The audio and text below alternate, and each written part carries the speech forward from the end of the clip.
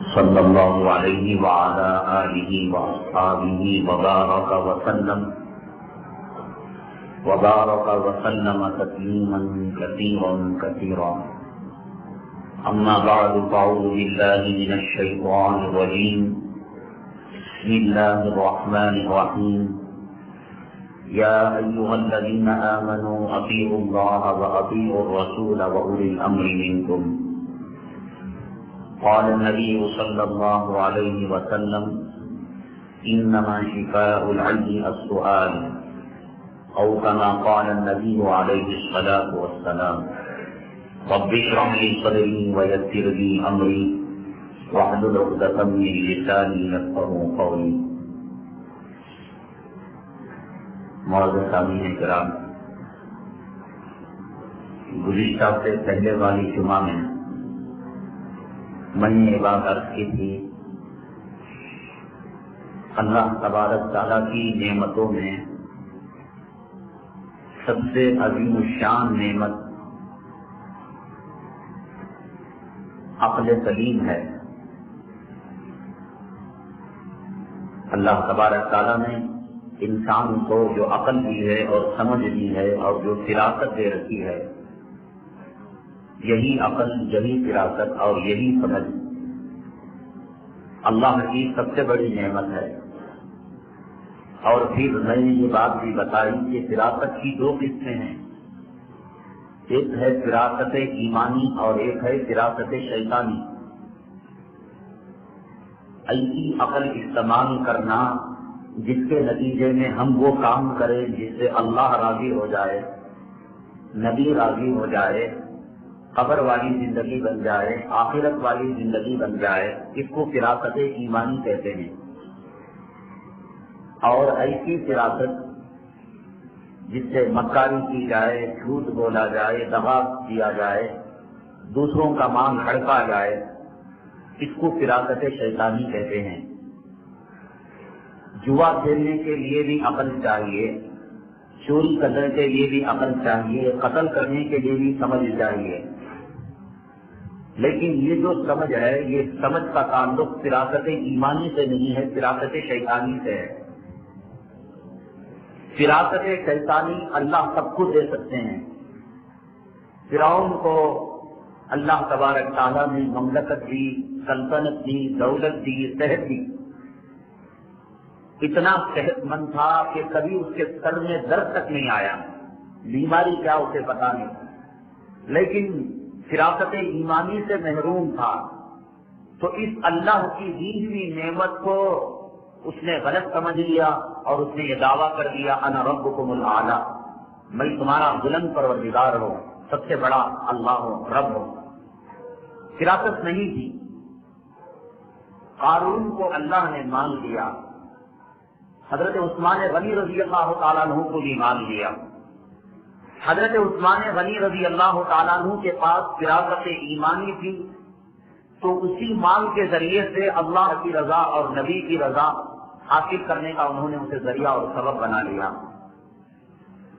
قارون کے پاس فراست شیطانی تھی، تو قارون کو وہی مال اللہ کے عذاب کا ذریعہ اور سبب بن گیا. حضرت سلیمان علیہ السلام کے پاس مملکت تھی، سلطنت تھی، حکومت تھی، لیکن فراست ایمانی تھی، تو وہ مملکت، سلطنت اور حکومت اللہ کی رضا کا ذریعہ اور سبب بن گئی فراست ایمانی ہونے کی وجہ سے. فرعون کے پاس سلطنت تھی، مملکت تھی، لیکن فراست ایمانی نہیں تھی، تو وہی سلطنت، مملکت اللہ کے عذاب آنے کا ذریعہ اور سبب بن گئی. تو انسان کو صرف سمجھ ہونا کافی نہیں، سمجھ بھی وہ سمجھ جس سے اللہ راضی ہو جائے، قرآن سمجھ میں آ جائے، حدیث سمجھ میں آ جائے. اور یہ فراست ایمانی اللہ ہر کسی کو نہیں دیتے. ہم اللہ کے پاس آنکھ مانگ کر نہیں آئے تھے. یا اللہ جب تو ہمیں دنیا میں بھیج تو آنکھوں کے ساتھ بھیج، ہاتھوں کے ساتھ بھیج، پیروں کے ساتھ بھیج، دل اور اعضاء کے ساتھ بھیج. ہم نے یہ دعا نہیں کی تھی. دن مانگے اللہ تبارک تعالیٰ نے یہ چیزیں ہمیں عنایت فرما دی. اللہ کافر کو بھی آنکھ دے رہا ہے آدھا دے رہا ہے اور مسلمان کو بھی دے رہا ہے، لیکن دین کی جو سمجھ ہے اور فراست ایمانی جو ہے وہ عام نہیں ہے۔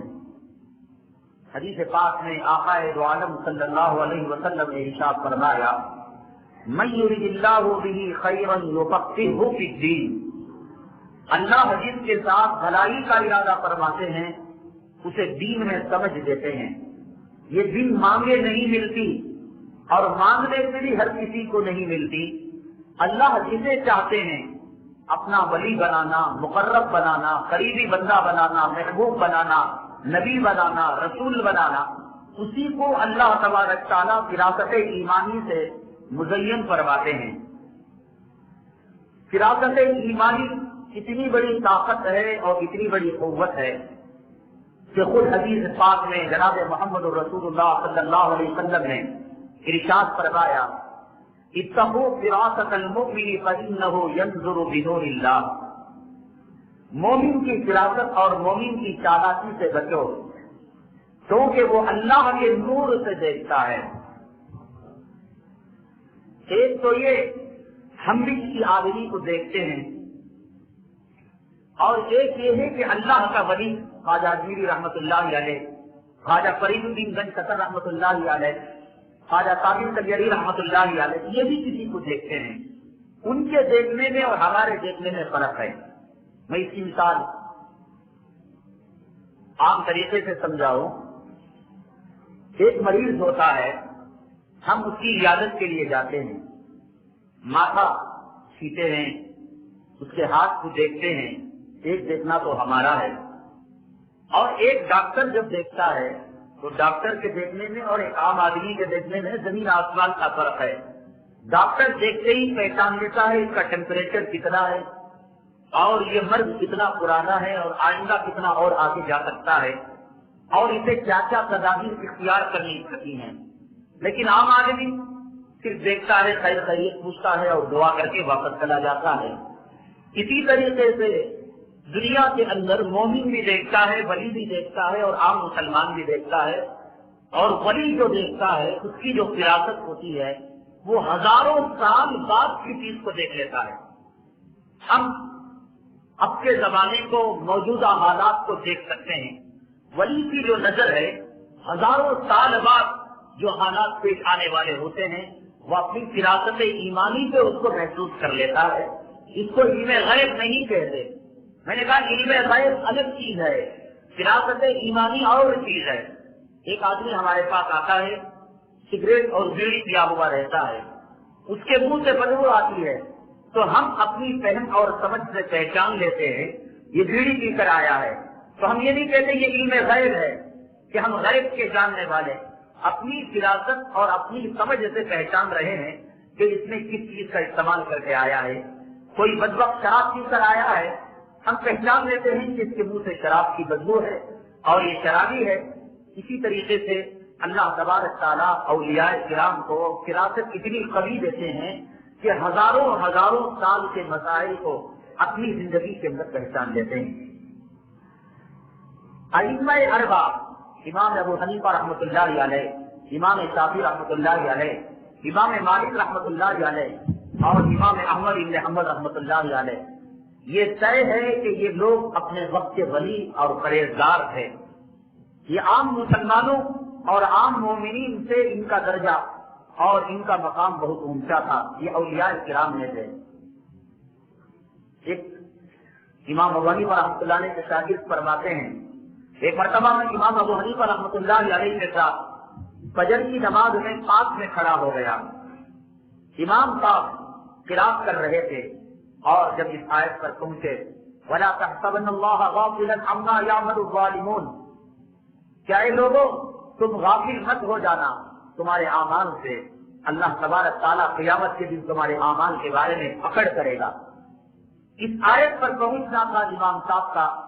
امام ابو حنیفہ رحمۃ اللہ علیہ جو مقتدی بنے ہوئے تھے، فرماتے ہیں ان کے شاگرد میں امام صاحب کو دیکھا کہ سلام کے پھیرنے کے بعد ہی آپ کے جسم کے اوپر لرزہ طاری ہو گیا، خوف اور کپکپی طاری ہو گئی کہ یا اللہ میں آپ کے حساب کتاب کا کیسے سامنا کروں گا۔ اتنا خوف اللہ تبارک تعالیٰ نے آپ کو دیا تھا، اور جس آدمی میں اللہ کا جتنا خوف زیادہ ہوتا ہے اتنا ہی وہ اللہ کا ولی اور اللہ کا قریبی بندہ وہ زیادہ ہوتا ہے۔ آپ کی زبان حیات میں لکھا ہے اتنے خلیق تھے، اتنے شفیق تھے، اتنے مہربان تھے کہ ایک مرتبہ کسی حافظ نے، دشمن نے آپ کو تھپڑ مار دیا۔ یہ بات آپ 1000 مرتبہ سن چکے ہیں کہ دنیا میں جتنے پیغمبر آئے، نبی آئے، رسول آئے، ولی آئے، قطب آئے، محدث آئے، مجدد آئے، امام آئے، اللہ تبارک تعالیٰ نے ان کے دشمنوں کو بھی دنیا میں پیدا کیا، ان کے دوستوں کو بھی پیدا کیا۔ نبی کریم صلی اللہ علیہ وسلم رحمت للعالمین تھے، لیکن مکے میں آپ کے دشمن موجود تھے، طائف میں آپ کے دشمن موجود تھے، مدینے میں آپ کے دشمن موجود تھے۔ ہر سب والے کے ساتھ اللہ تبارک تعالیٰ نے دشمنوں کو پیدا کیا تھا۔ امام ابو حنیفہ رحمۃ اللہ علیہ فقہ کو لے کر جب آگے بڑھے تو کچھ دشمن اور کچھ حاسدین بھی پیدا ہو گئے۔ ایک مرتبہ ایک دشمن حاسد نے راستے میں امام ابو حنیفہ رحمۃ اللہ علیہ جا رہے تھے، زور سے تھپڑ مار دیا۔ امام ابو حنیفہ رحمۃ اللہ علیہ صبر کے ساتھ، استقلال کے ساتھ آگے بڑھتے چلے جا رہے تھے، تو وہ شرمندہ ہو گیا کہ میں نے اس وجہ سے آپ کو تھپڑ مارا تھا کہ جواب میں آپ تھپڑ ماریں گے، میں گالی دوں گا، پھر آپ گالی دیں گے، ایک لڑائی ہوگی، ایک جھگڑا ہوگا، ایک فتنہ ہوگا، ایک فساد ہوگا۔ لیکن معاملہ یہ ہے کہ امام صاحب نے یہیں پر معاملے کو ختم کر دیا ہے۔ امام ابو حنیفہ رحمۃ اللہ علیہ نے اس شخص کو بلایا اور بلانے کے بعد کہا کہ طاقت میں، قوت میں میں تجھ سے زیادہ طاقتور ہوں، تو نے ایک تھپڑ مارا تو جواب میں بھی ایک تھپڑ مار سکتا ہوں، لیکن میں نے اسے معاف کر دیا۔ خلیفہ کے یہاں میری بات چلتی ہے، خلیفہ کے یہاں اگر میں شکایت کروں گا تو میری عزت کی لاج رکھتے ہوئے وہ تجھے گرفتار کر سکتا ہے، اسے بھی میں نے معاف کر دیا۔ اور یہ بھی ممکن ہے کہ تہجد میں جب اٹھوں تو اللہ کے دربار میں ہاتھ پھیلا کر تیرے حق میں آہذاری کروں، بددعا کروں، یہ بھی نہیں کرتا، یہ بھی میں نے تجھے معاف کر دیا۔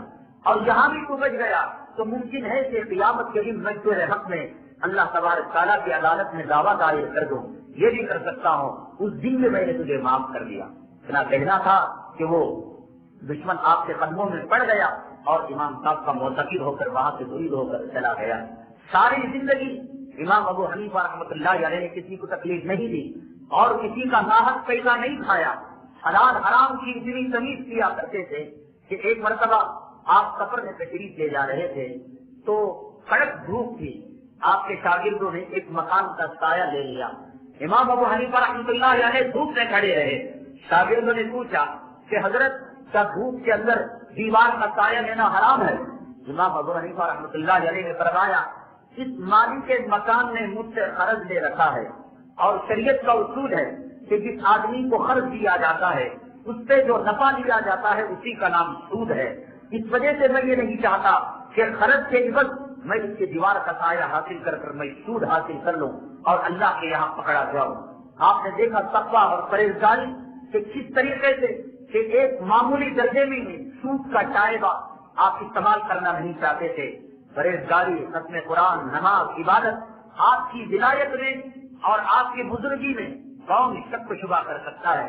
جب آپ کو اللہ تبارک تعالیٰ نے ولایت کے منصب سے نوازا ہے تو یقیناً اللہ تبارک تعالیٰ نے فراست ایمانی بھی کو دیا ہوگا، اللہ تبارک تعالیٰ نے سمجھ دی ہوگی، اللہ تبارک تعالیٰ نے آپ کو وہ قوت حافظہ دیا ہوگا جس سے ہزاروں ہزاروں سال کے مسائل امام ابو حنیفہ رحمۃ اللہ علیہ اپنے زمانے کے اندر حل کر سکتے تھے۔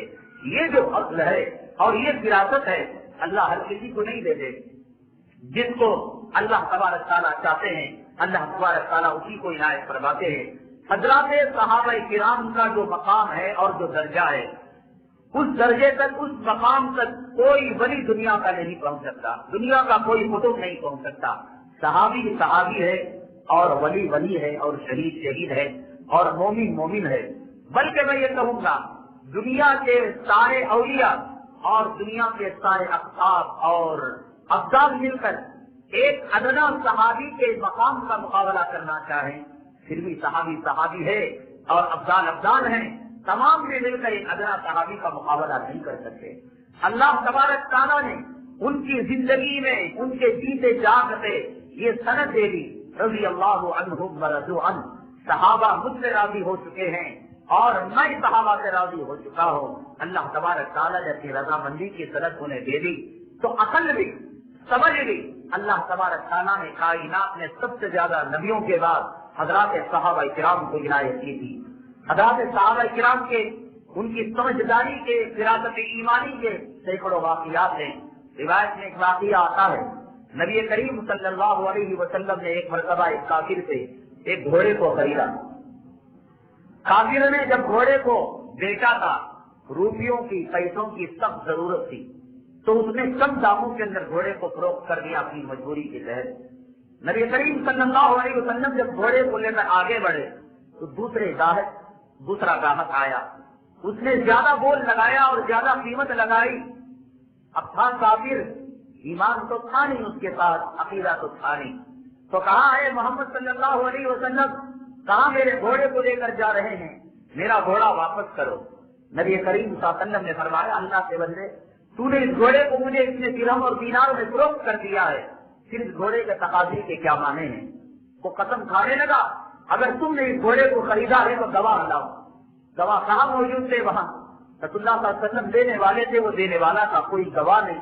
ہم ہوتے کوئی خریدار گواہ لا کر وہاں پر وٹنس جو ہے جھوٹی گواہی کے لیے کھڑا کر دیتے۔ آقا دو عالم صلی اللہ علیہ وسلم مجبور تھے، گھوڑا دینے میں آمادہ تھے۔ حضرت خزیمہ رضی اللہ تعالیٰ عنہ کا وہاں پر گزر ہوا، پوچھا اے کافر کیا معاملہ ہے؟ اس نے کہا کہ دیکھو تمہارے نبی اور رسول بغیر خریداری کے، بغیر معاملے کے میرا گھوڑا مجھ سے لے کر جا رہے ہیں۔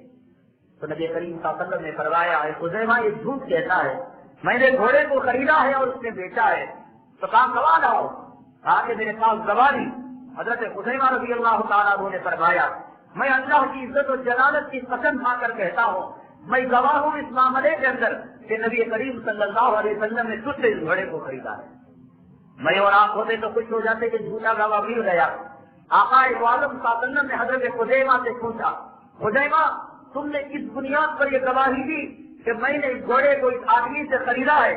حضرت خزیمہ رضی اللہ تعالیٰ عنہ کی فراست اور چالاکی اور ذہن کو بر وقت جو آپ نے استعمال کیا، حضرات صحابہ کرام کو اللہ تبارک تعالیٰ فراست ایمانی سے جو مزین فرماتے ہیں اس کا ثبوت آپ نے دیا۔ حضرت خزیمہ رضی اللہ تعالیٰ عنہ نے فرمایا اے اللہ کے نبی صلی اللہ علیہ وسلم آسمان کی اوپر کی خبریں آپ بیان کرتے ہیں، ہم نے دیکھا نہیں پر ہم آپ پر ایمان لے آئے، ہم نے جنت کو دیکھا نہیں مان لیا، ہم نے جہنم کو دیکھا نہیں مان لیا۔ جس آدمی نے جنت اور جہنم کی خبر دی ہو اور ان پر ہم ایمان لائے ہوں، کیا وہ آدمی ایک گھوڑے کی خریداری کے بارے میں جھوٹ بول سکتا ہے؟ یہ فراست ایمانی۔ نبی کریم صلی اللہ علیہ وسلم اتنا خوش ہوئے، کہا اے خزیمہ آج کے بعد سے تیری ایک کی گواہی 2 مردوں کے برابر ہے۔ عدالت کے اندر کسی بھی معاملے میں 2 مردوں کی گواہی جہاں پر چلے گی، اے خزیمہ اگر تو ایک کہہ دے گا تو 2 مردوں کے برابر تیری گواہی ہو جائے گی۔ حضرت سیدنا عمر بن خطاب رضی اللہ تعالیٰ عنہ کے دور خلافت میں ایک عورت آئی، آپ کا دربار لگا ہوا تھا، تو جو امیر المومنین تھے وہی قضاوت بھی کیا کرتے تھے، وہی لوگوں کے فیصلے کیا کرتے تھے۔ ایک عورت آئی پردے میں اور کہنے لگی اے امیر المومنین میرا شوہر بڑا پرہیزگار ہے، متقی ہے، دیندار ہے، ساری رات نماز پڑھا کرتا ہے۔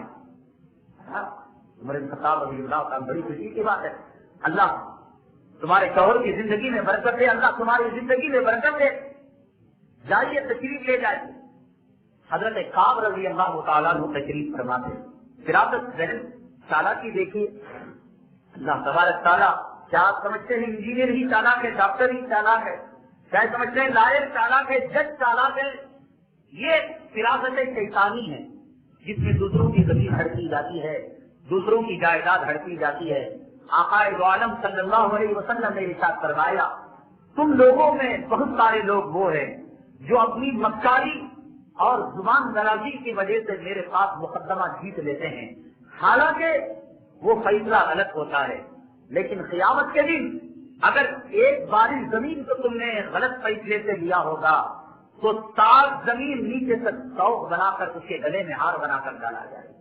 زبان اور مکاری کی بنیاد پر فیصلہ جیت سکتے ہو، آقا کو بھی دھوکہ دیا جا سکتا ہے، لیکن آقا نے فرمایا یہ مکاری ہے، فراست شیطانی ہے۔ حضرت عمر بن خطاب رضی اللہ تعالیٰ نے کہا بارک اللہ فیکما، اللہ تم دونوں کی زندگی میں برکت عنایت فرمائے سے پیچھے جائے۔ حضرت کعب رضی اللہ تعالیٰ عنہ بیٹھے ہوئے تھے، بھاپ لیا عورت کیا کہنا چاہتی ہے۔ حضرت عمر رضی اللہ تعالیٰ نے فرمایا امیر المومنین یہ تو اپنے شوہر کی شکایت کر رہی ہے۔ ایسی شکایت، اس نے نماز کی تعریف کی، تقوی کو بیان کیا، پرہیزگاری کو بیان کیا، تقوی اور پرہیزگاری سے بڑھ کر کوئی عبادت ہو سکتی ہے، اس میں شکایت کی کیا بات ہے؟ امیر المومنین آپ نے پہچانا نہیں مسئلے کو کہ شوہر بیوی کے قریب جاتا نہیں، ساری رات نماز پڑھتا ہے اور بیوی کا حق ادا نہیں کرتا۔ حضرت سیدنا امیر المومنین عمر بن الخطاب رضی اللہ تعالیٰ عنہ خوش ہو گئے، فرمایا کہ جب تم نے مقدمے کی اصل کو پہچان لیا تو فیصلہ کرنے کا میں تمہیں کو اختیار دیتا ہوں۔ تو کہا ہے خاتون جاؤ اپنے شوہر کو بلا کر لاؤ۔ شوہر آ گئے، فیصلہ بھی کتنا بہترین دیا۔ حضرت کعب رضی اللہ تعالیٰ عنہ نے فرمایا 3 رات تم تنہائی میں عبادت کر سکتے ہو، 4تھی رات بیوی کے ساتھ سونا ضروری ہے۔ حضرت عمر بن خطاب رضی اللہ عنہ معاملہ بڑا پیچیدہ ہو گیا۔ ایک تو یہ کہ مسئلے کی اصل کو انہوں نے پہچان لیا اور فیصلہ بھی لیا، تو کہا کہ 3 رات جدا ہو سکتے ہیں، ہر 3 رات کے بعد 4تھی رات بیوی کی قربت حاصل کرنی پڑے گی۔ اے بات تم نے یہ کہاں سے فیصلہ لیا؟ یہی قرآن ہم قرآن خانیوں میں پڑھتے ہیں، مردہ کے سامنے پڑھتے ہیں، گھر کی ٹھنڈک میں پڑھتے ہیں۔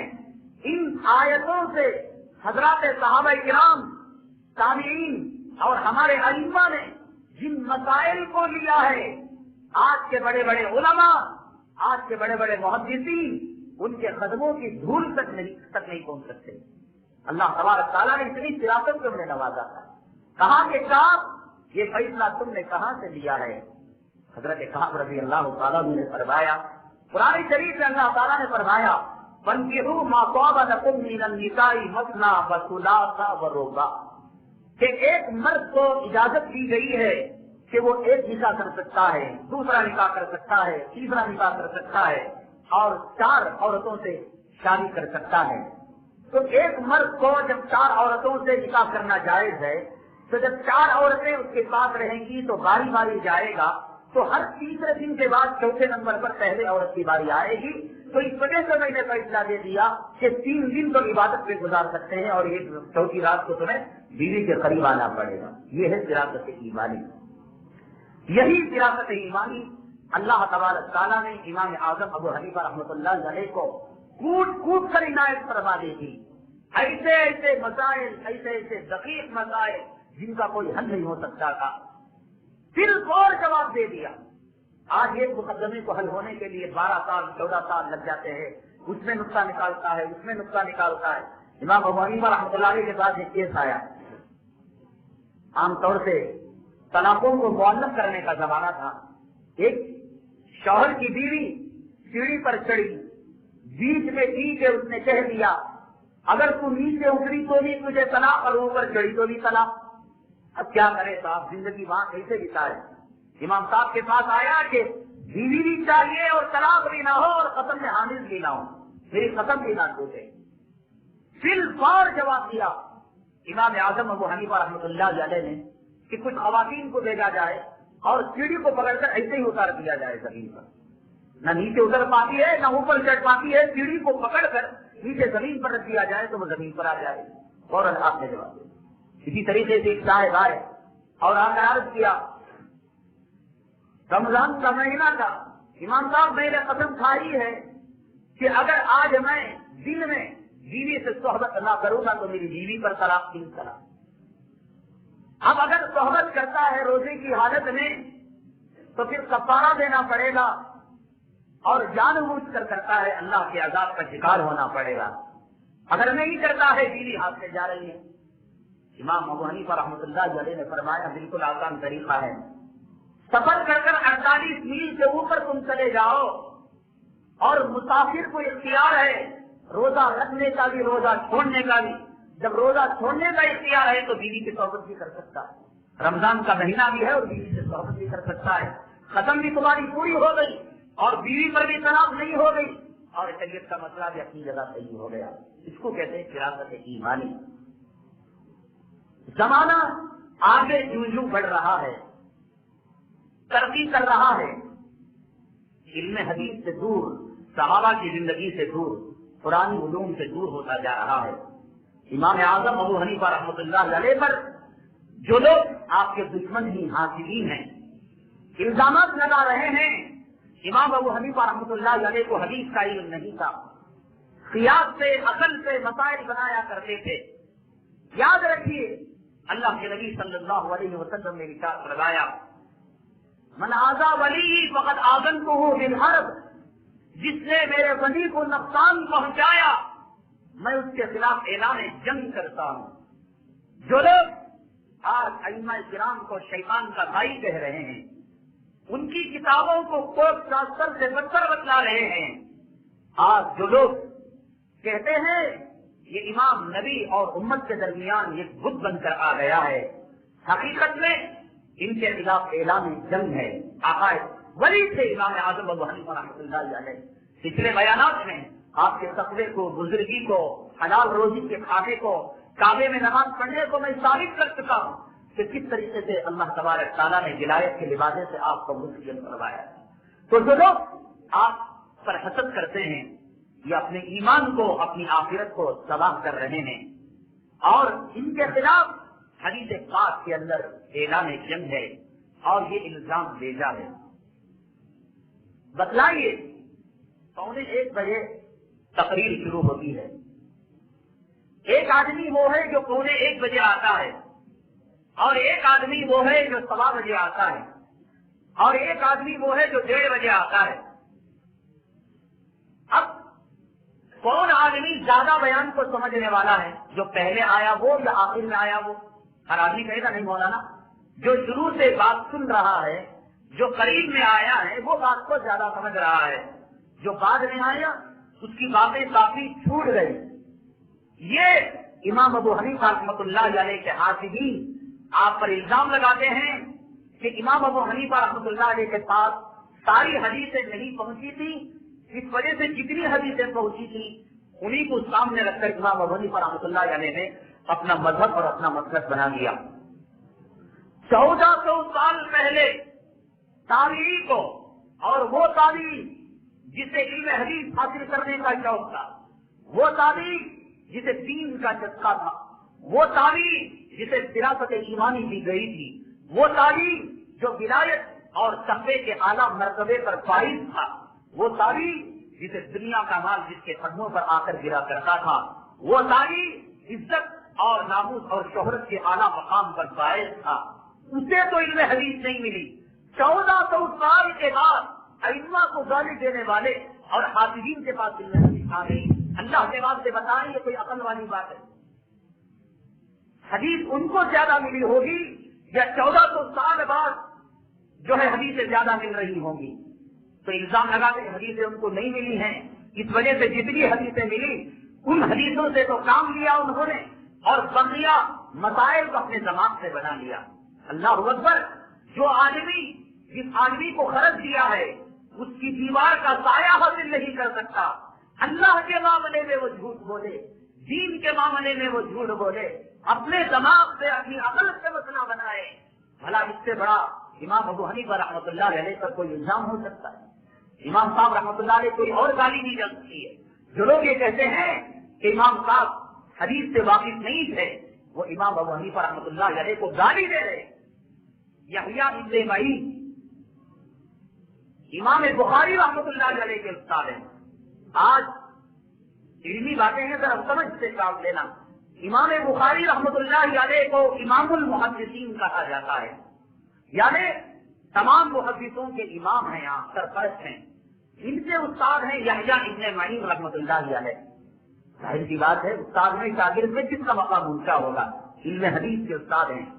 یحییٰ ابن معین مکی رحمۃ اللہ علیہ فرماتے ہیں امام اعظم ابو حنیفہ رحمۃ اللہ علیہ سے بڑھ کر علم حدیث میں کوئی اور بڑا عالم میں نے نہیں پایا۔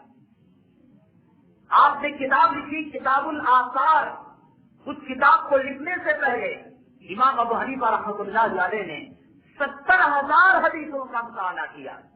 70,000 حدیثوں کا مطالعہ کرنے کے بعد امام اعظم ابو حنیفہ رحمۃ اللہ علیہ نے کتاب الآثار کو تصنیف فرمائی، یا آپ کے شاگرد نے فرمائی اختلاف ہے، بعض لوگ کہتے ہیں کہ خود آپ نے تشریف فرمائی، بعض لوگ کہتے ہیں کہ آپ کے شاگرد نے تشریف فرمائی اور آپ کے حکم پر تشریف فرما کر آپ کی طرف منسوخ کر دیا۔ اور دوسرا الزام یہ لگایا جاتا ہے کہ امام ابو حنیفہ رحمۃ اللہ علیہ کے ماننے والے اور امام صاحب خبیث حدیث کے مقابلے میں ضعیف حدیثوں پر عمل کرتے ہیں۔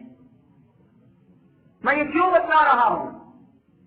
آپ کو اگر کوئی امام ابو حنیفہ کا حافظ اور دشمن، حنفیوں کا مخالف اور حافظ اور دشمن یہ کہے کہ دیکھو میرے پاس حدیثیں ہیں رفع یدین کرنے کی، میرے پاس سینے پر ہاتھ باندھنے کی صحیح حدیثیں ہیں، یہ صلاۃ الرسول ہے، یہ حدیث نماز ہے، آؤ میں تمہیں دکھاتا ہوں، اور آپ گمراہ ہو جائیں گے کہ ہاں صاحب اس کے اندر تو 12 روایتیں ہیں سینے پر ہاتھ باندھنے کی، اس کے اندر تو 14 روایتیں ہیں رفع یدین کرنے کی، اور سب صحیح روایتیں ہیں۔ اور امام ابو حنیفہ رحمۃ اللہ علیہ کی جو روایت ہے ناک کے نیچے ہاتھ باندھنے کی، رفع یدین نہ کرنے کی اور آمین آہستہ بولنے کی، سب صحیح روایتیں ہیں۔ کہیں آپ کا دماغ خراب نہ ہو جائے اور کشمکش میں مبتلا نہ ہو جائے تو چند اصولی باتیں آپ سمجھ لیں۔ عام طور سے یہ سمجھا جاتا ہے حدیث کی 6 کتابیں ہیں، بخاری شریف ہے، مسلم شریف ہے، ترمذی شریف ہے، ابو داؤد شریف ہے اور ابن ماجہ ہے۔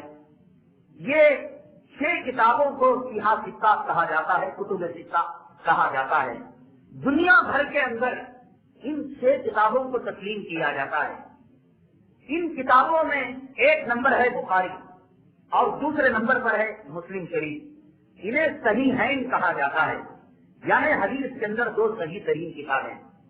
عام طور سے لوگوں کا ذہن یہ ہے کہ بخاری میں جو حدیث آ جائے اور مسلم شریف میں جو حدیث آ جائے یہی صحیح ہے، اس کے علاوہ بقیہ کتابوں میں جو روایت آئی یہ صحیح نہیں ہے۔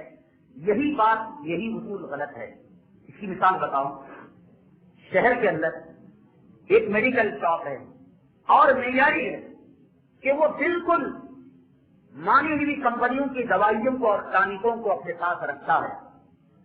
دوسری میڈیکل شاپس ہیں، وہاں اچھی بھی ملتی ہیں اور خراب بھی ملتی ہیں، لیکن یہاں اس میڈیکل شاپ کے اندر فرسٹ کوالٹی کی دوائیاں ملتی ہیں۔ لیکن یہ ممکن ہے کہ جس میڈیکل شاپ کے اندر فرسٹ کوالٹی کی دوائیاں ملتی ہیں وہاں ایک دوا ایسی بھی ملے کہ جو کم کوالٹی کی ہو، کم معیار کی ہو، اور دوسری جو کم درجے کی دکانیں ہیں وہاں اور اچھی جو ہے چیز مل جائے۔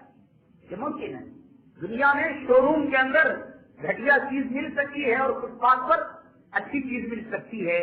اسی طریقے سے یہ اصول ذہن کے اندر رکھ لیں کہ بخاری کے اندر اکثر روایتیں صحیح ہیں، مسلم شریف کے اندر اکثر روایتیں صحیح ہیں، لیکن اس کا مطلب یہ نہیں کہ تمام صحیح روایتیں اسی میں ہیں، بقیہ کسی کتاب کے اندر صحیح روایت نہیں ہے۔ یہ غلط ہے۔ یہ ممکن ہے بخاری کے اندر ضعیف روایت ہو اور مسلم شریف کے اندر ضعیف روایت ہو، اور ابن ماجہ جو 6ویں نمبر پر آتی ہے، آخری نمبر پر آتی ہے، اس کی بعض روایتیں بخاری اور مسلم سے بھی پکڑی چلی جاتی۔ ایک بات ہے، جب یہ بات ہو گئی تو اب اگر کوئی امام ابو حنیفہ رحمۃ اللہ علیہ اپنے مسلک کو ابن ماجہ سے ثابت کرے اور مسلم سے ثابت کریں اور ترمذی سے ثابت کریں تو اب کوئی یہ نہیں کہہ سکتا کہ صاحب یہ بخاری مسلم میں کیوں نہیں۔ تو ہو سکتا ہے بخاری مسلم سے بڑھ کر کسی اور کتاب کے اندر وہ روایت اور صحیح صنعت کے ساتھ اور صحیح قوت کے ساتھ آ سکتی ہے۔ ایک تو یہ، اور دوسری وجہ یہ ہے کہ یہ کوئی اصول نہیں ہے کہ جب کبھی اور صحیح حدیث آ جائے تو صحیح حدیث کو چھوڑ دیا جائے اور کبھی حدیث کو اپنا لیا جائے۔ یہ آخری اصول نہیں ہے، بلکہ ہر مجتہد کا، ہر محدث کا ایک اپنا الگ طریقہ ہے۔ امام مالک رحمۃ اللہ علیہ جب حدیثوں کے اندر تعارض ہوا کرتا تھا، اختلاف ہوا کرتا تھا، رفع یدین کرنے کی بھی روایتیں ہیں، رفع یدین نہ کرنے کی بھی روایتیں ہیں، آمین زور سے بولنے کی بھی روایت ہے، آمین آہستہ بولنے کی بھی روایت ہے۔ روایتوں میں جب ٹکراؤ پیدا ہوتا ہے تو ہر امام کا طریقہ اجتہاد اور طریقہ استنباط الگ ہوتا ہے۔ امام مالک رحمۃ اللہ علیہ کا طریقہ یہ، حدیثوں میں جب تعارض ہو جاتا تھا، ٹکراؤ ہو جاتا تھا، اہل مدینہ کے عمل کو لیا کرتے تھے۔ اہل مدینہ جو عمل کیا کرتے تھے اس حدیث پر عمل کر لیتے اور باقی حدیث کی وہ تعویل کر لیا کرتے تھے۔ امام شافعی رحمۃ اللہ علیہ کا اصول یہ ہے کہ وہ صحیح حدیث کو لے لیتے اور ضعیف حدیث کو چھوڑ دیتے تھے۔ امام ابو حنیفہ رحمۃ اللہ علیہ کا جو انداز ہے وہ انداز تمام ائمہ کرام اور تمام مجتہدین سے نرالا ہے۔ امام ابو حنیفہ رحمۃ اللہ علیہ کا جو انداز ہے، آپ کیا کرتے ہیں، یہ نہیں دیکھتے یہ قوی ہے یہ ضعیف ہے، بلکہ یہ دیکھتے ہیں کہ اگر ضعیف روایت کے ساتھ حدیث کے ساتھ صحابہ کرام کا عمل موجود ہے، صحابہ کرام کے عمل اور ضعیف روایت پر عمل کر کر قوی روایت کی اور قوی حدیث کی وہ تعبیر کر لیا کرتے تھے۔ اس وجہ سے کہ صحابہ کرام نے جتنا حدیث کو سمجھا ہوگا اور جتنا نبی کریم صلی اللہ علیہ وسلم کو قریب سے دیکھا ہوگا، باپ کے لوگ تو اتنا دیکھ نہیں سکتے، اتنا سمجھ نہیں سکتے، تو اس وجہ سے امام اعظم ابو حنیفہ رحمۃ اللہ علیہ کا طریقہ یہ تھا کہ حدیث میں قبیل ضعیف کو نہیں دیکھتے، بلکہ تعامل صحابہ، تواتر صحابہ کہ صحابہ کرام کی میجارٹی کیا عمل کرنے والی تھی، اس کو وہ دیکھ کر پھر حدیث کو اس پر فٹ کر کر اس پر عمل کیا کرتے تھے۔ یہی وجہ ہے کہ امام اعظم ابو حنیفہ رحمۃ اللہ علیہ کے ساتھ خلاف خلف الامام مختلف قرات کرے یا نہ کرے، اس میں دونوں قسم کی روایتیں ہیں۔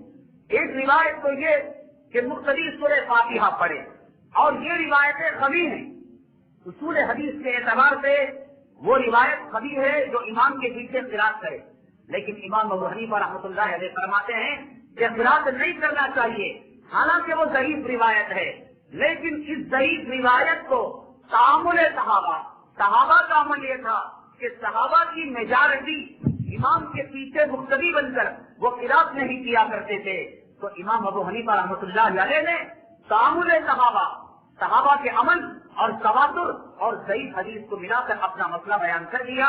چونکہ صحابہ کی میجارٹی عمل کرنے والی نہیں تھی، مقتدی قرات کرنے والا نہیں تھا، اس وجہ سے امام صاحب رحمۃ اللہ علیہ نے یہ مسئلہ بیان کر دیا۔ اور وہ روایتیں جن کے اندر مقتدی کو قرات کرنا لازم کیا گیا، فاتحہ پڑھنا لازم کیا گیا، امام ابو حنیفہ رحمۃ اللہ علیہ نے اس کی تعبیر فرمائی اور کہا کہ یہ روایتیں منسوخ ہو چکی ہیں۔ تعلیم امت کے لیے اللہ تبارک تعالیٰ نے نبی کریم صلی اللہ علیہ وسلم کے ذریعے سے امت کو تاکہ سورہ فاتحہ کی تلاوت کی عادت بن جائے اور سورہ فاتحہ سیکھ لے، اس وجہ سے شروع میں تعلیم دی گئی کہ تم امام کے پیچھے رہ کر بھی سورہ فاتحہ کی تلاوت کرو، لیکن جب امت میں تعلیم آ گئی اور سورہ فاتحہ کو سیکھ لیا تو بعد میں یہ حکم منسوخ ہو گیا۔ ایک اور چیز بھی سمجھ میں آنے والی ہے، وہ یہ ایک ہے کرنا اور ایک ہے منع کرنا۔ آپ ذرا عقل سے کام لیجئے، کرنا پہلے ہوتا ہے یا منع کرنا پہلے ہوتا ہے؟ ایک آدمی اگر کھانا ہی نہ کھا رہا ہو تو منع کرنے کے کیا معنی، تو کھانا مت کھا، تو منع جو ہوتا ہے وہ بعد میں ہوتا ہے، وجود پہلے ہوتا ہے اور منع کرنا بعد میں ہوتا ہے۔ آپ کا بچہ کھیل نہیں رہا ہے لیکن پھر کہہ رہے ہیں آپ مت کھیل، یہ کوئی معنی نہیں رکھتا۔ کھیل رہا ہے تو وجود ہے کھیل کا، پھر آپ منع کرتے ہیں تو منع بعد میں آتا ہے۔ ایک آدمی کوئی کام کر رہا ہے پھر منع کر رہے ہیں تو منع بعد میں ہوتا ہے اور کام پہلے ہوتا ہے۔ روایت رفع یدین کی بالکل سمجھ میں آنے والی بات ہے کہ کرنا اور منع کرنے میں کرنا پہلے ہوتا ہے اور منع کرنا بعد میں ہوتا ہے۔ آمین بالجہر کی روایتیں، رفع یدین کی روایتیں، امام کے پیچھے قرات کی روایتیں، یہ عمل ہے، وجود ہے کہ صحابہ کرام پہلے آمین زور سے کہا کرتے تھے، صحابہ کرام سورہ فاتحہ پڑھا کرتے تھے، صحابہ کرام رفع یدین کیا کرتے تھے، یہ ہے وجود۔ پھر منع بعد میں ہوا کہ آقا دو عالم صلی اللہ علیہ وسلم نے اللہ کے حکم سے اسے منسوخ کر دیا۔ ہاں اگر کوئی یہ کہے یہ بھی تو ہو سکتا ہے کہ پہلے نہ کرتے ہو اور بعد میں ہو سکتا ہو، یہ ہرگز نہیں ہو سکتا کہ اللہ کے نبی صلی اللہ علیہ وسلم زور سے آمین کرنے سے منع کیا ہو، پھر اللہ کے واسطے بتائیں کیا کسی صحابی کی مجال ہے کہ نبی کے منع کرنے کے بعد پھر وہ عمل کو کرے؟ ہو سکتا ہے نبی نے رفع یدین سے منع کیا ہو پھر کوئی صحابی کرنے لگے، نبی نے آمین بالجہر سے منع کیا ہو پھر صحابی کرنے لگے، ناممکن ہے۔ تو ماننا پڑے گا کہ آمین بالجہر پہلے ہوا کرتا تھا، امام کے پیچھے قرات پہلے ہوا کرتی تھی، رفع یدین پہلے ہوا کرتا تھا، اگرچہ کہ یہ روایتیں قوی ہیں، یہ روایتیں تگڑی ہیں، ان کی تعداد زیادہ ہے، اس کے مقابل میں آہستہ آمین کہنے کی روایت ضعیف ہے، اس کے مقابل میں قراءت خلف الامام کی قراءت یہ روایت امام کے پیچھے مقتدی سورہ فاتحہ پڑھے نہ پڑھے روایت ضعیف ہے، رفع یدین نہ کرنے کی روایت ضعیف ہے، لیکن اس ضعیف روایت کو صحابہ کے عمل سے جب ملایا جاتا ہے تو پھر اس کے اندر قوت پیدا ہو جاتی ہے۔ اللہ کرے بات آپ کی سمجھ میں آ جائے، حدیث کی بات ہے، میں اس مثال سے سمجھاتا ہوں آسان کرنے کے لیے۔ ایک آدمی سفر کر کے بنگلور آتا ہے، ٹرین سے بس سے اترتا ہے، اترنے کے بعد وہ پوچھتا ہے کہ یہاں بارش ہوئی؟ تو ایک متقی پرہیزگار داڑھی والا عادل سچا آدمی یوں کہتا ہے کہ جناب بارش نہیں ہوئی، اور ایک کمزور آدمی جس کی بات کا کوئی اعتبار نہیں، جو دیوانہ ہے، ادھر ادھر سے مانگتا ملتا ہے، پتھر مار لیتا ہے، مٹی سر پر ڈال لیتا ہے، اس کی بات کا اعتبار نہیں۔ جس کی بات کا اعتبار ہے اس نے کہا برسات نہیں ہوئی، اور جس کی بات کا اعتبار نہیں وہ یوں کہہ رہا ہے کہ برسات ہوئی۔ اب دو روایتیں اس کے سامنے نہیں، اس مسافر کے سامنے، پردیسی کے سامنے۔ یہ کہہ رہا ہے معتبر آدمی کہ برسات نہیں ہوئی، غیر معتبر ضعیف آدمی کیا کہہ رہا ہے؟ برسات ہوئی۔ اب جب دو روایتیں سامنے آتے ہیں تو خرائط دیگر چیزوں کا اندازہ لینا پڑتا ہے، تو وہ مسافر دیکھے گا کہ دیوار بھیگی ہوئی ہے، کھڈوں میں پانی ہے اور سڑکیں بھیگی ہوئی ہیں، خرائط بتلا رہے ہیں برسات ہوئی ہے، لیکن برسات ہونے کی روایت کو ضعیف آدمی بیان کر رہا ہے، سمجھ رہے ہیں آپ، اور نہ ہونے کی روایت کو متقی بیان کر رہا ہے۔ تو اب یہاں ہم تعویل کریں گے کہ وہ روایت اگرچہ کہ قوی ہے برسات نہ ہونے کی، ہم یہ تعویل کریں گے ممکن ہے یہ پگلا برسات کے وقت ہو گیا ہو، خرائط بتلا رہے ہیں، کھڈوں میں پانی ہے، دیوار بھیگی ہوئی ہے، سڑک گیلی ہے، اگرچہ کہ بیان کرنے والا ضعیف ہے، لیکن اس ضعیف کو خرائط کی بنیاد پر ہم تسلیم کر لیتے ہیں، سمجھ رہے ہیں بات۔ اسی طریقے سے بعض مرتبہ روایت ضعیف ہوتی ہے، لیکن صحابہ کا عمل تواتر، کروڑوں کروڑوں لوگ رفع یدین نہیں کر رہے ہیں، کروڑوں کروڑوں آمین بسمل کر رہے ہیں، کروڑوں کروڑوں لوگ 20 رکعت نماز تراویح پڑھ رہے ہیں، تو ان قرائن کو اس ضعیف روایت کے ساتھ ملائیں گے تو وہ ضعیف روایت میں طاقت پیدا ہو جائے گی، بڑا تگڑا رستم ہے وہ، اس کے مقابل میں بچہ ہے۔ اب پہلوان بچے کو مارے گا یا بچہ پہلوان کو مارے گا؟ ظاہر سی بات ہے پہلوان بچے کو مارے گا، لیکن اس ایک پہلوان کے مقابلے میں 100 بچے آ جائیں تو اب کون طاقتور ہو گئے؟ بتلائیے کہ 100 بچے پہلوان کو پچھاڑ دیں گے، ہے بچے، لیکن 100 کی طاقت مل کر وہ جو قوت والا ہے، طاقت والا ہے، وہ کمزور ہو گیا، پھر سے پچھاڑ دیں گے۔ تو اسی طریقے سے امام ابو حنیفہ رحمۃ اللہ علیہ کے ساتھ اگرچہ کے ساتھ ضعیف روایتیں ہیں، لیکن ان ضعیف روایتوں کے ساتھ عمل صحابہ کی قوت ہے، اس عمل صحابہ کی قوت اور اس ضعیف روایت کو ملا کر یہ وہ قوت ہو جاتی ہے جو 100 بچوں کو ایک پہلوان کے مقابلے میں طاقت ہو جاتی ہے۔ اس کی مثال حدیث پاک میں ہے، ترمذی شریف کی ایک روایت ہے، نبی کریم صلی اللہ علیہ وسلم کی ایک لڑکی تھی، ان کا نام تھا حضرت زینب رضی اللہ تعالیٰ عنہ، ان کا نکاح ابو العاص سے ہوا حالت کفر میں، نبوت سے پہلے رسول اللہ صلی اللہ علیہ وسلم کی بیٹی کا نکاح ابو العاص سے ہوا۔ جب نبوت آئی، رسالت آئی، ظاہر سی بات ہے بیٹی کو ایمان اور اسلام لانا تھا، حضرت زینب رضی اللہ تعالیٰ عنہ نے ایمان اور اسلام کو قبول کر لیا اور ابو العاص نے بھی ایمان اور اسلام کو قبول کر لیا۔ اب مسئلہ یہ کہ ایک کافر شوہر اور بیوی دونوں کافر تھے اور دونوں کے دونوں نے ایمان اور اسلام کو قبول کر لیا، کلمہ پڑھ لیا، تو اب نکاح کی ضرورت ہے یا کفر کی حالت میں جو نکاح پڑھایا گیا وہی نکاح کافی ہے؟ یہ مسئلہ ہے۔ روایتیں دو طرح کی ہیں، حضرت سیدنا عبداللہ ابن عمر رضی اللہ تعالیٰ عنہ بیان فرماتے ہیں، ذرا سمجھ سے کام لیجیے، اللہ تبارک تعالیٰ آپ کو سمجھ کی توفیق عطا فرمائے، بڑی باریک بات ہے۔ حضرت سیدنا عبداللہ ابن عمر رضی اللہ تعالیٰ عنہ ارشاد فرماتے ہیں کہ حضرت زینب رضی اللہ تعالیٰ عنہ کا نکاح ابو العاص سے نبی کریم صلی اللہ علیہ وسلم نے رینیول کرایا، یعنی جب وہ ایمان لائے تو نکاح دوسرا پڑھایا، اور مہر بھی دوسرا رکھایا. یہ ہے روایت حضرت عبداللہ بن عمر رضی اللہ تعالیٰ عنہما کی. یہ ہے پہلی. اور ایک دوسری روایت آتی ہے حضرت ابن عباس رضی اللہ تعالیٰ عنہ بیان فرماتے ہیں کہ نبی کریم صلی اللہ علیہ وسلم نے نکاح رینیول نہیں کرایا, پرانے نکاح پر باقی رکھا اور مہر بھی نہیں باندھا. یہ دو روایتیں ہیں. پہلی روایت نکاح رینیول کرایا اور دوسری روایت کہ نکاح کو نہیں رینیول کرایا, نکاح کو پرانے کفر کے نکاح پر باقی رکھا. یہ جو دوسری روایت ہے اصول حدیث کے اعتبار سے, محدثین کے قانون کے اعتبار سے قوی ہے. یہ نکاح نہیں پڑھایا, پرانے کفر کے نکاح پر باقی رکھا. اور پہلی روایت حضرت عبداللہ بن عمر رضی اللہ تعالیٰ عنہ کی, یہ اصول حدیث کے اعتبار سے ضعیف ہے اور کمزور ہے.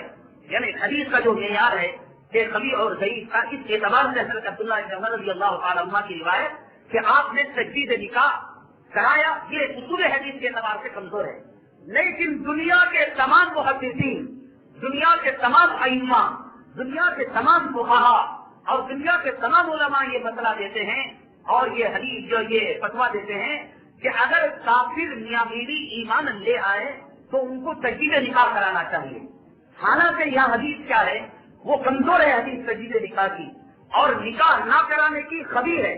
اگر تم قوی اور ضعیف کو بنیاد بنا کر عمل کرتے ہو تو نہیں کرانا چاہیے. لیکن تعامل صحابہ ہے, صحابہ کرام کا عمل بتلا رہا ہے کہ صحابہ میں جب کبھی ایسا ہوا کہ کافر میاں بیوی ایمان لائے تو تجدید نکاح کرایا, تو پھر اس ضعیف حدیث کو اس عمل صحابہ سے ملا کر اس ضعیف حدیث کے اندر طاقت پیدا کر دی گئی ہے. سمجھ میں آئی بات؟ اسی طریقے سے ایک روایت ہے لا وصیۃ لوارث, وارث کے لیے کوئی وصیت نہیں ہے. ایک آدمی مرنے والا ہے, اس کا مال ہے, دولت ہے, اس کی کوئی وصیت نہیں ہے. اصول حدیث کے اعتبار سے یہ حدیث ضعیف ہے, کمزور ہے, اس پر عمل نہیں کیا جا سکتا. لیکن صحابہ کرام کا جو عمل ہے تواتر, دیکھیے تواتر کسے کہتے ہیں, اتنا بڑا طبقہ ایک کام کرے جس طبقے کو جھٹلایا نہ جا سکے. ایک آدمی کہتا ہے کہ میں بڑوال سے آیا, وہاں میں نے ایک ایکسیڈنٹ دیکھا اور ایک مسلمان کا قتل ہو گیا, ایکسیڈنٹ میں وہ شہید ہو گئے. ایک آدمی نے کہا ہم جھٹلا سکتے ہیں نا. دوسرے نے کہا ٹھیک ہے تیری بات بھی معتبر ہے. تیسرے نے کہا, چوتھے نے کہا, 10 نے کہا, 100 نے کہا, 1000 نے کہا, 10,000 نے کہا, لاکھ نے کہا. جھٹلا سکتے ہیں آپ, حالانکہ دیکھا نہیں آپ نے واقعے کو. لیکن اتنا بڑا طبقہ ایک بات کی گواہی دے رہا ہے کہ جس طبقے کی شہادت معتبر ہے اور تکذیب جھٹلانا عقل سے خالی ہے, تو صحابہ کرام اور امت کا ایک بہت بڑا طبقہ جسے جھٹلایا نہیں جا سکتا. 10 مینار کی مسجد ہے, 8 مینار کی مسجد ہے, مٹھی پر لوگ نہیں جھٹلایا جا سکتا ہے. امت کا ایک بہت بڑا طبقہ, ہزاروں محدثین, ہزاروں مفسرین, ہزاروں فقہا, ہزاروں علماء, ہزاروں حفاظ اور ہزاروں قرآن پڑھنے والے ذاکرین اولیاء ایک عمل کر رہے ہیں, تو ان کو جھٹلایا نہیں جا سکتا. اس کو کہتے ہیں تواتر. اور تواتر کا اعتبار علم حدیث میں ہے. تو وصیت کی وارث کو وصیت نہیں ہے, یعنی مرنے والا اپنے مال میں وصیت نہیں کر سکتا کہ یہ مال مسجد کو دے دو اور یہ مال مدرسے کو دے دو. یہ حدیث ہے اور یہ حدیث ضعیف ہے. لیکن تعامل صحابہ, تواتر صحابہ سے ثابت ہے کہ صحابہ اپنی موت سے پہلے وصیت کیا کرتے تھے اپنے روبے مال میں, روپے میں 4 آنے میں, چوتھائی مال میں وہ وصیت کیا کرتے تھے. تو لہذا اس روایت کے مقابلے میں قوی روایت ہے, لا وصیت والی روایت کی معاف کرنا, میں نے ضعیف کہہ دیا روایت, یہ روایت قوی ہے کہ وارث کے لیے وصیت نہیں ہے. لیکن اس قوی روایت کے مقابلے میں صحابہ کا عمل یہ تھا کہ وہ وصیت کیا کرتے تھے, تو ہم اس قوی روایت کو نہیں لیں گے, تعامل صحابہ کو لیں گے, کیونکہ صحابہ کو ہم جھٹلا نہیں سکتے. ہے کوئی مرد مومن جو ائمہ کو گالی دینے والا یوں کہے کہ صدیق جھوٹا ہے, کا نکاح ٹوٹ جائے گا, وہ کافر ہو جائے گا. ہے کوئی یوں کہے کہ عمر جھوٹا ہے کوئی کہے خزیمہ جھوٹا ہے, طلحہ جھوٹا ہے, زبیر جھوٹا ہے. تو صحابہ جھوٹے نہیں ہو سکتے. ان کا تقویٰ, ان کا عدل, ان کی پرہیزگاری ایک اعلیٰ معیار پر ہے. تو لہذا جب وہ عمل کریں گے تو ہم یہ سمجھیں گے کہ حدیث کے پہنچانے والے میں کوتاہی ہو گئی ہے اور صحابہ کا عمل جو ہے اصل عمل ہے. اور ایک بات ہے، ایک ندی سے پانی جا رہا ہے، ایک آدمی ندی کے ابتدائی حصے میں جب پانی پیتا ہے تو وہاں پانی پاک ہوتا ہے، چشمے سے نکلتا ہے اور وہاں اس نے پانی پیا، اور پانی آگے بڑھ کر جا رہا ہے تو راستے میں کسی نے لا کر گندگی ڈال دی، کچرا ڈال دیا، خون ڈال دیا، مرے ہوئے جانور کو ڈال دیا، تو پھر اس کے آگے جو پانی جائے گا وہ ناپاک ہوگا، ہے نا؟ جہاں سے ہم نے کیا تھا، چشمہ ابل رہا تھا، وہ تو پانی پاک تھا۔ امام ابو حنیفہ رحمۃ اللہ علیہ نے حدیث کو کب لیا؟ آج اور کل 100-150 سال پہلے، 200 سال پہلے، 1400 سال پہلے امام ابو حنیفہ رحمۃ اللہ علیہ نے صحابہ سے حدیث کو لیا، تابعین سے حدیث کو لیا۔ جس وقت انہوں نے حدیث کو لیا اور مسئلہ بنایا، اس وقت وہ حدیث قوی تھی۔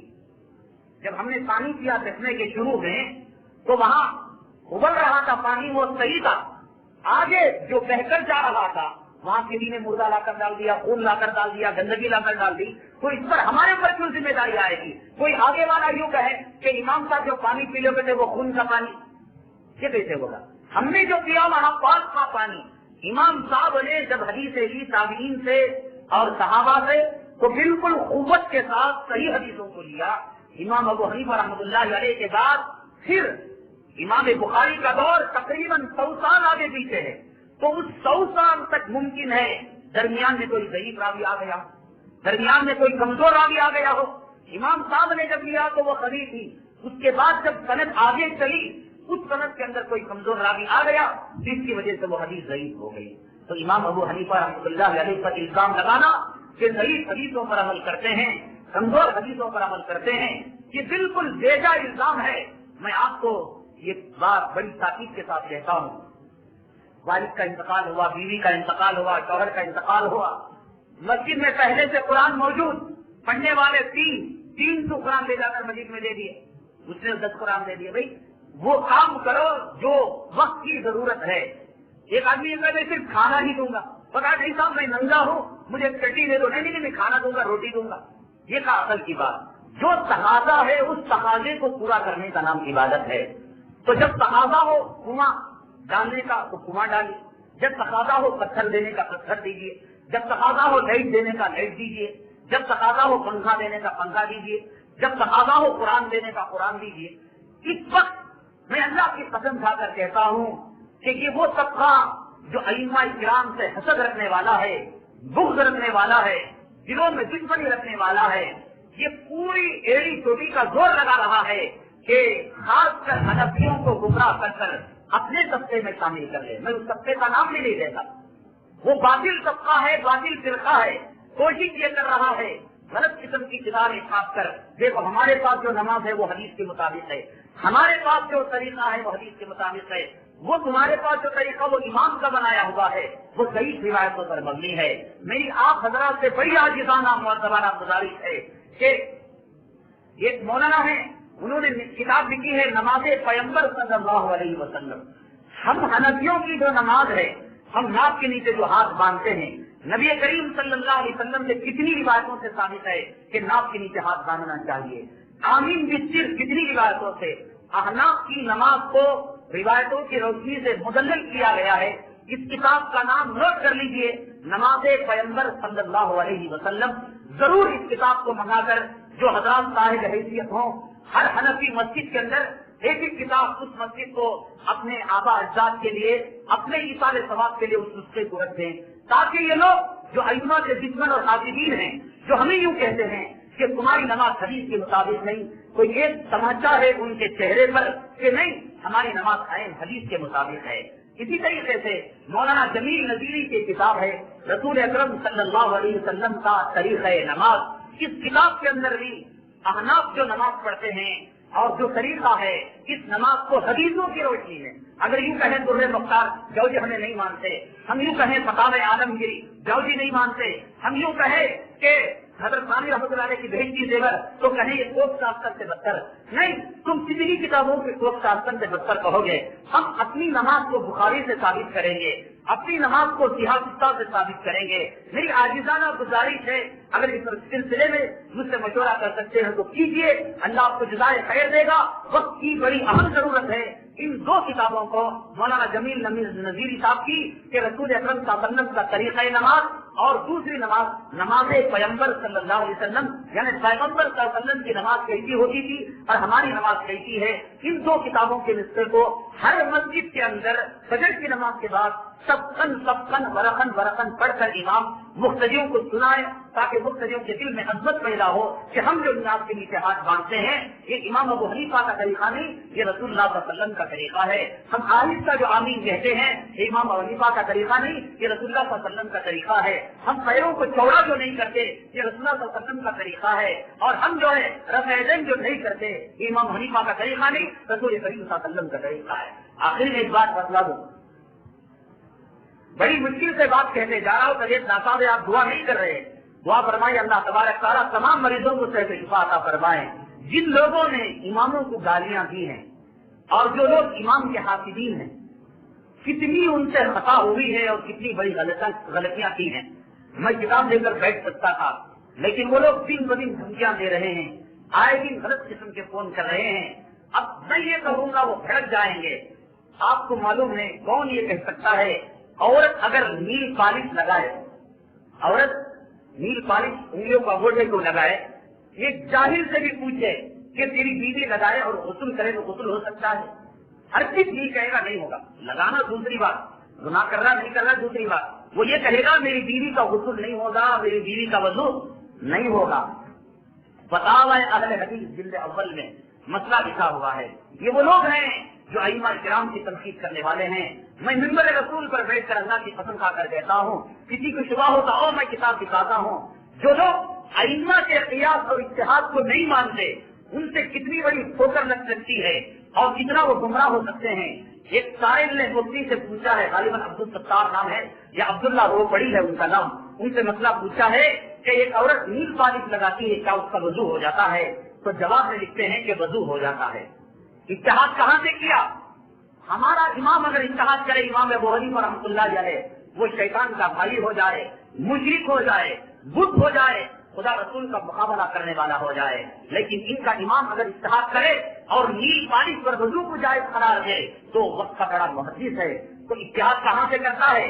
आगे लिखता है कि चूंकि मेहंदी लगाने से रंग चढ़ जाता है और रंग चढ़ने के बाद वजू भी हो जाता है, गुस्ल भी हो जाता है, लिहाजा मेहंदी के लगाने के बाद जब वजू गुस्ल हो रहा है तो नील पालिश पर भी वजू और गुस्ल हो जाता है। हालांकि मेहंदी के अंदर रंग चढ़ता है, कोई चीज जिस्म और पानी के दरमियान आड़ नहीं आती, वाटर प्रूफ, लेकिन नील पालिश के अंदर जो है रंग नहीं चढ़ता, असल चीज नाखून के ऊपर रहती है। तो हदीसों का खुद वजाहत है कि एक बाल के बराबर भी जिस्म में अगर कहीं सूखी ज्यादा जगह रह जाए न गुस्ल होता है न वजू होता है। जिन लोगों के दिल में अइम्मा का बुग़्ज़ है, हसद है, उनके इज्तिहाद क़ियास को नहीं मानते, वो आज ये कहने पर मजबूर हो रहे हैं कि नील पालिश से तुम्हारा वजू भी हो जाता है, गुस्ल भी हो जाता है। कैसा इज्तिहाद देखा। और आगे बढ़, आदमी पगड़ी पहनता है, मेरी पगड़ी है, फर्ज कीजिए मेरा वजू टूट जाता है, मैं किसी फिक़ह की किताब से मसला नहीं पूछता, आम आदमी जो जुम्मा का ईद का उससे पूछूं मैं वजू करते हुए मुझे मसा करना चाहिए नहीं करना चाहिए। अगर मैं मसा करूं और पगड़ी निकाले बगैर ऊपर से मसा कर लूं, जाहिर भी कह देगा मौलाना वजू नहीं हुआ तुम्हारा, मसा करना उस वजू के अंदर फर्ज है और पगड़ी पर मसा कर लिया, ये कहाँ की मुसीबत है। लेकिन ये अइम्मा किराम का बुग़्ज़ रखने वाले हासिदीन के फतावा के अंदर बात लिखी हुई है, अगर कोई वजू करने वाला सर पर पगड़ी बांधे हुए है तो पगड़ी निकाले बगैर पगड़ी पर ही मसा कर लेता है, उसका वजू हो जाता है। ये कहाँ का इज्तिहाद, कहाँ का क़ियास, ये हमारी समझ से बाहर है। और एक बात बोलो तो ये लोग नाराज हो जाएं। इंसान की जो मनी निकलती है इससे बच्चे पैदा होते हैं। अगर मैं कहूँ कि साहब ये पाक चीज है, इसे बोतल में ले जाकर घर की बंदिश के लिए इस्तेमाल कर लेना, तो जूता निकाल लेगा। क्या मौलाना दिमाग खराब है कि जिसके निकलने से गुस्ल फर्ज होता है आप उसे पाक कह रहे हैं। लेकिन क्या कहूँ मैं, इनकी फतावा की किताब में लिखा हुआ है अगर किसी के कपड़े पर मनी लग जाए और वो धो ना सके तो मनी को खुरच कर मनी का असर उस पर बाकी हो तो आकर वो नमाज पढ़ सकता है क्योंकि वो पाक है। جو لوگ اماموں کا بغض رکھنے والے ہیں، حسد رکھنے والے ہیں، انہوں نے منی کو پاک کہا، کتے کے پتیلے کو پاک کہا، خنزیر کے جھوٹے کو پاک کہا۔ یہ در مختار اور فقہ کی کتابوں پر عیوب نکالتے ہیں کہ انہیں ماں کا نکاح کرنے کو جائز قرار دیا گیا ہے اور مردہ عورت سے زنا کرنے کو کہا گیا ہے، نعوذ باللہ۔ ایسی کوئی باتیں نہیں، بلکہ یہ پکی باتیں ہیں کہ نیل پانی پر اچھا سا وضو جب کرتے ہیں گردن پر مسا کرتے نہیں کرتے، لیکن کہتے ہیں نہیں گردن پر مسا کرنا بدعت۔ اللہ کے نبی صلی اللہ علیہ وسلم نے مسا کیا اور ہم کر رہے ہیں، وہ بدعت ہو گیا۔ حدیث میں آیا ہے آقا نے کیا، صحابہ نے کیا، تعامل اور تواتر سے ثابت ہے۔ لیکن یہ لوگ جو ائمہ کے دشمن ہیں وہ کہتے ہیں کہ گردن کا مسا کرنا، آقا نے فرمایا جو دنیا میں وضو کرتے ہوئے گردن کا مسا کرتا ہے، قیامت کے دن اللہ تبارک تعالیٰ اس کے گردن کے بوجھ کو ہلکا فرما دیتے ہیں۔ لیکن کہتے ہیں کہ صاحب یہ بدعت ہے۔ کیا کیا بتاؤ، اتنی خطرناک ان کے پاس مسائل ہیں کہ حدیث میں قرآن میں ان کا وجود نہیں۔ چونکہ مجھے حملہ کرنے نہیں جانا ہے، میں ہمدردی کے طور پر آج یہ کہتا ہوں کہ آؤ تم ائمہ کرام کی مان لو، اولیاء کی مان لو۔ کہاں تم منی کو پاک کہہ رہے ہو، کہاں تم کتے کے اور خنزیر کے جھوٹے کو پاک کہہ رہے ہو، اور کہاں تم اور گندگی لگے ہوئے آ کر نماز پڑھنے کو پاک کہہ رہے ہو۔ دیکھو تفقہ جسے کہتے ہیں، حدیثوں کا سمجھ ایک بہت بڑی چیز ہے۔ حدیثوں میں آتا ہے نبی کریم صلی اللہ علیہ وسلم فجر کی 2 سنتیں پڑھنے کے بعد سیدھی کروٹ پر لیٹ جایا کرتے تھے۔ اب یہ لوگ کیا کرتے ہیں جو ائمہ کے انکار کرنے والے ہیں، ان کی مسجدوں کے اندر لیٹ جاتے ہیں۔ بھائی کیوں لیٹ ہو؟ بخاری میں آیا جی، مسلم میں آیا، اس وقت لیٹ گئے۔ اچھا حدیث پر عمل ہے، کچھ سمجھ بھی ہے، کچھ تفقہ بھی ہے۔ محدثین کے پاس یہ حدیث نہیں پہنچی، کیا ائمہ کے پاس یہ حدیث نہیں پہنچی؟ علماء نے یہ روایت دی ہے، بخاری شریف سے روایت ہے، حضرت عائشہ صدیقہ رضی اللہ تعالیٰ عنہ بیان فرماتی ہیں کہ آقا دو عالم صلی اللہ علیہ وسلم فجر کی 2 رکعت سنتیں ہلکی پڑھا کرتے تھے۔ اس کے بعد اگر میں جاگ رہی ہوتی تو مجھ سے بات کرتے، اگر میں سو گئی ہوتی، یعنی عورت کو کچھ حالت ایسی ہوتی ہے کہ جس کی وجہ سے اس پر جو ہے نماز نہیں ہوتی، تو فرماتی ہے حضرت عائشہ اگر میں سو گئی ہوتی تو آقا اپنی سیدھی کروٹ پر 2-4 منٹ کے لیے آرام فرما لیتے۔ یہ روایت ہے۔ علماء نے اس کا معنی یہ لیا ہے نبی کریم صلی اللہ علیہ وسلم ساری رات کھڑے ہو کر نماز پڑھا کرتے تھے، تو فجر کے بعد تھکان آ جاتی، اس تھکان کو دور کرنے کے لیے اگر حضرت عائشہ نبی کریم صلی اللہ علیہ وسلم کی شہیدی بیوی تھی، بات کر کر نشاط حاصل ہو جاتا، چستی ملتی تو بات کر لیتے، اگر آپ سوئی ہوئی ہوتی تو آپ کچھ دیر آرام کر لیتے۔ تو جن لوگوں نے حدیث کا تفقہ اور ائمہ کو گالی دی، انہوں نے حضرت عائشہ کی روایت کو نظر انداز کر دیا، یہ ضعیف روایت ہے، اس کے مقابلے میں قوی روایت ہونے کے تو ہم بھی سوچتے ہیں، یہ غلط بات ہے۔ اصل مقصد آقا دو عالم صلی اللہ علیہ وسلم کا استراحت ہے، آرام کرنا ہے۔ یہ استراحت بطور عبادت کے نہیں، بطور عادت کے ہے۔ نبی کریم صلی اللہ علیہ وسلم کا جو عمل بطور عادت کے ہو، امت کے لیے اس کی اتباع لازم نہیں ہے۔ نبی کریم صلی اللہ علیہ وسلم کو کدو پسند تھا، تو ہم امت پر لازم ہے، واجب ہے کہ ہمیشہ کدو ہی کھاؤ، پوری مت کھاؤ، مونگے کی پھلی نہ کھاؤ، ایسا کوئی کہتا ہے؟ یہ عادت نبویہ ہے۔ عادت نبویہ صلی اللہ علیہ وسلم امت پر واجب نہیں۔ پگڑی آقا دو عالم صلی اللہ علیہ وسلم کی عادت ہے، امت پر واجب نہیں، ورنہ ہر مسلمان کے سر میں پگڑی ہونا چاہیے تھا۔ عادت اور ہے، عبادت اور ہے۔ یہیں پر فقہ کام اور یہیں پر تفقہ کام دیتا ہے کہ نبی کریم صلی اللہ علیہ وسلم فجر کی 2 رکعتوں کے بعد جو آرام کیا کرتے تھے وہ بطور عادت کے تھا، عبادت کے نہیں تھا۔ جن لوگوں نے صرف خبی اور ضعیف کو معیار بنا دیا تو ان لوگوں نے یہ سمجھ لیا جب ضعیف خبی روایت ہے، انہوں نے یہ نہیں دیکھا عبادت کے طور پر ہے، عادت کے طور پر، چلو ہم بھی لیٹتے ہیں، لیٹ گئے۔ حضرت عبداللہ ابن عمر رضی اللہ تعالیٰ عنہ کے زمانے میں یہ صحابی مسجد میں 2 رکعت پڑھ کر لیٹ گئے۔ حضرت عبداللہ ابن عمر رضی اللہ تعالیٰ عنہ نے فرمایا کنکریاں لے کر اسے مارو، یہ کیوں گدھے گھوڑے کی طرح زمین پر لوٹتا ہے؟ اگر یہ آقا کی سنت ہوتی تو صحابی کے سونے کو کیوں کنکری سے مارتا اور کیوں کہتا کہ تو گھوڑے اور گدھے کی طرح لوٹ رہا ہے؟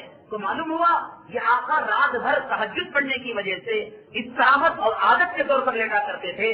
جن لوگوں کو ائمہ کے دین کی سمجھ نہیں پہنچ سکی اور ائمہ کرام کی بزرگی نہیں پہنچ سکی، انہوں نے اسے عبادت سمجھ لیا اور ساری زندگی اپنی مسجدوں میں سوتے ہیں اور ہو سکے تو عیدی خارج کر دیتے۔